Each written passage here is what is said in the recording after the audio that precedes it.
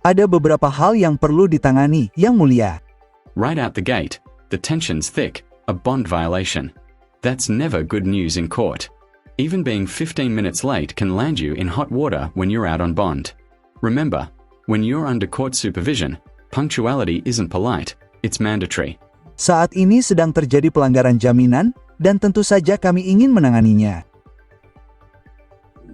Saya yakin itu terjadi pada tanggal 19 Januari. Dia terlambat sekitar 14 atau 17 menit, saya kira jam malam. Jadi, ketika saya berbicara dengan klien saya tentang hal ini, You can really feel the human side here. She's juggling motherhood, bad weather, and legal restrictions, and that's a recipe for stress. But the law doesn't usually weigh chaos the same way emotion does.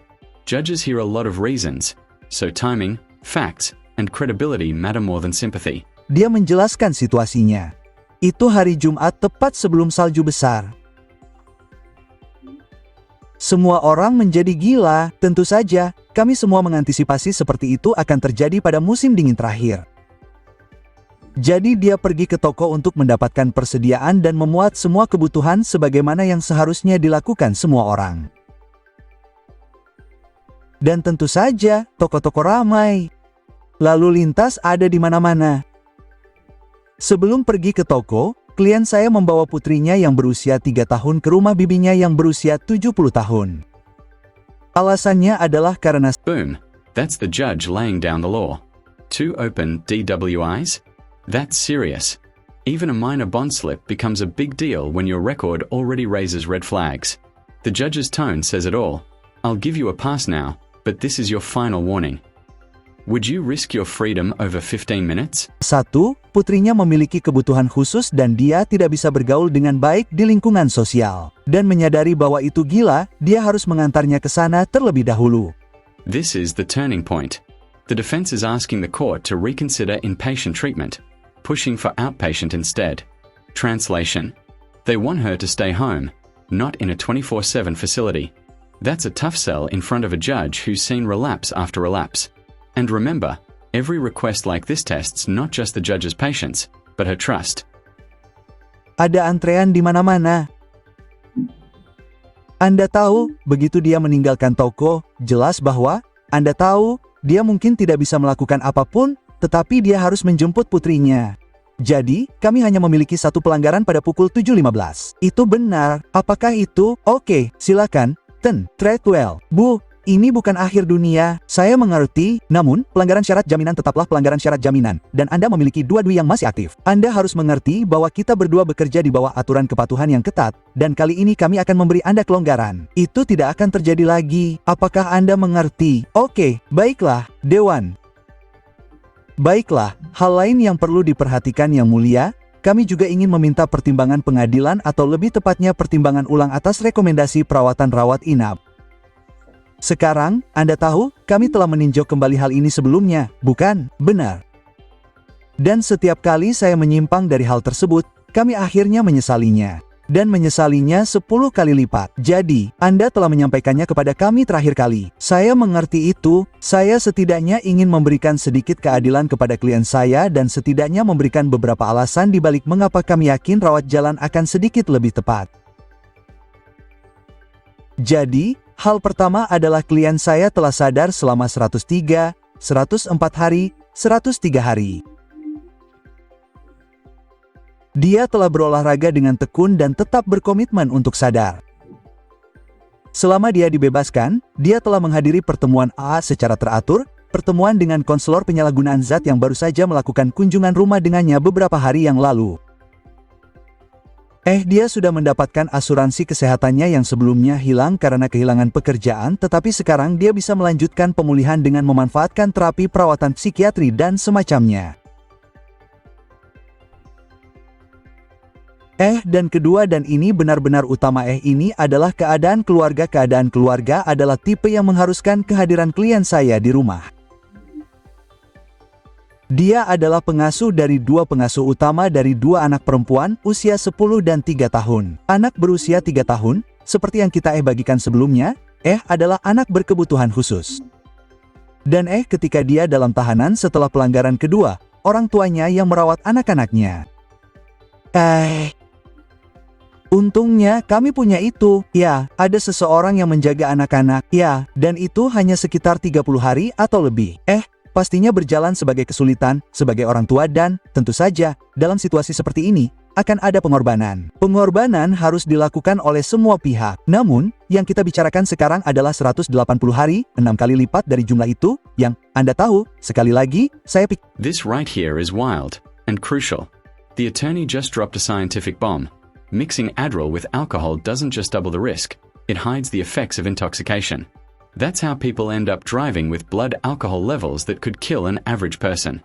The fact that her level hit 0.3. That's not tipsy. That's near coma territory.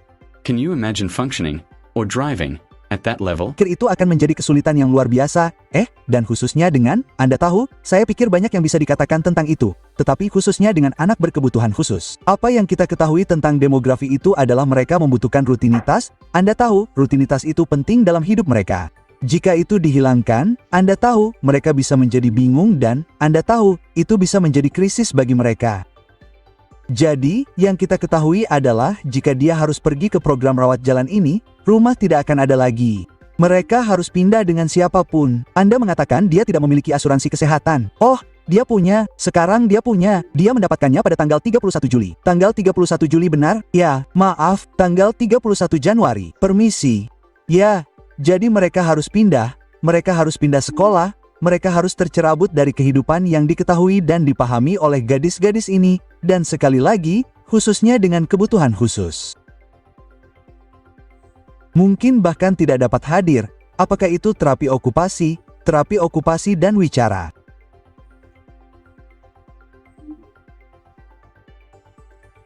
Yang mulia, ketiga, di awal persidangan ini saya telah memberitahukan pengadilan. This is a judge torn between compassion and duty. You can hear the empathy. She knows this mom's life is about to get harder. But judges aren't there to coddle. They're there to correct. Sometimes, the toughest choices come wrapped in kindness. And that final tone, I'm sorry, but this is the best course of action. That's not cold. That's accountability, spoken softly. Bahwa klien saya mengonsumsi Adderall.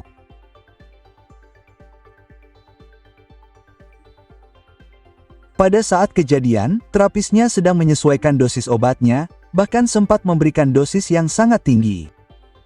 Dan Anda tahu, saya tidak ingin menggambarkan diri saya sebagai ahli dalam hal ini sama sekali karena saya baru mengetahui informasi ini. Dan itu adalah bahwa Adderall itu dengan alkohol, tentu saja, itu sudah merupakan ide yang buruk. Oke. Namun, yang terjadi pada tingkat molekuler, keduanya berebut enzim dan enzim itulah yang mengekstraksi, mengeluarkannya dari tubuh. Efeknya adalah mereka saling menutupi. Jadi, seseorang yang minum saat saya mengonsumsi Adderall, mereka minum. Mereka tidak merasakan efeknya. Anda tahu, mereka minum dan minum. Tubuh mereka tidak memberitahu Anda, oke, hei, kita mabuk. Namun, tentu saja, kadar alkohol dalam darah meroket, bahkan dalam beberapa kasus mencapai tingkat yang fatal. Kadar alkohol dalam darah di sini sangat tinggi. Bagaimana kita berbicara?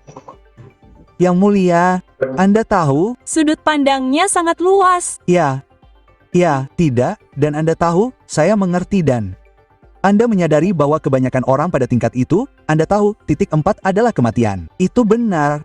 Anda berada di titik, Anda mati. Pada orang normal pada angka 3, mereka akan pingsan 3 kali. Benar, itu untuk bisa mencapai level itu pada titik 3 dan kemudian titik 2. Yang benar-benar memberitahu saya bahwa ada masalah di sana. Benar sekali. Dan saya dengan level seperti itu, benar. Dan kami memiliki 2 duit terbuka. Jika saya tidak mengikuti rekomendasi, karena itulah mengapa kami memiliki orang-orang ini. Mereka adalah dokter. Mereka ahli dalam apa yang mereka lakukan. Mereka membuat evaluasi. Mereka membuat pilihan. Saya mengerti itu akan menciptakan kesulitan. Tetapi terkadang itulah yang perlu terjadi untuk mendapatkan perspektif dan untuk mendapatkan pengetahuan. Anda tahu, saya mengerti keadaan Anda. Saya mengerti posisi Anda. Setiap kali saya menyimpang, kami menyesal. Dia memiliki 3 dan A2. Berapa itu? 28. A28 dan A3 pada 2 dui yang berbeda. Itu benar, Yang Mulia.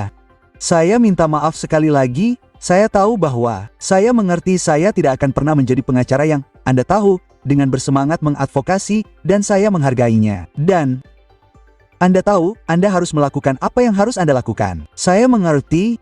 Maaf, itu hanya, itu terlalu banyak. Anda tahu, jika itu adalah poin 4 atau poin, Anda tahu, 14, tetapi kita memiliki 3, dan kemudian kita memiliki 28 sungguh, itu terlalu banyak. Saya tidak tahu And there it is, a final lifeline. 30 days to get her life in order before treatment begins. It's mercy with a deadline.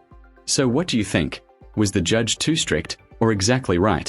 Drop your thoughts below, because this one's going to divide opinions. bagaimana Anda ingin melangkah maju, tetapi saya minta maaf, saya tidak ingin menyimpang darinya. Anda tahu, kami dapat memberi Anda waktu untuk membuat pengaturan, tetapi saya pikir itu adalah tindakan yang tepat. Maaf, Nona Treadwell, Anda tahu, ada konsekuensi atas tindakan, bukan? Dan saya tahu itu akan sulit, tetapi saya pikir itu akan menjadi lebih baik. Anda tahu, saya sangat setuju bahwa, Anda tahu, ketika kita berbicara tentang perawatan, Anda tahu siapa yang dapat menentangnya, dan saya mengerti itu, dan maksud saya, kami memberikannya kepada Anda secara gratis. Anda keluar sana, Anda harus membayarnya sendiri. Anda akan menghabiskan ribuan dan ribuan dolar untuk membayarnya. Saya tidak mampu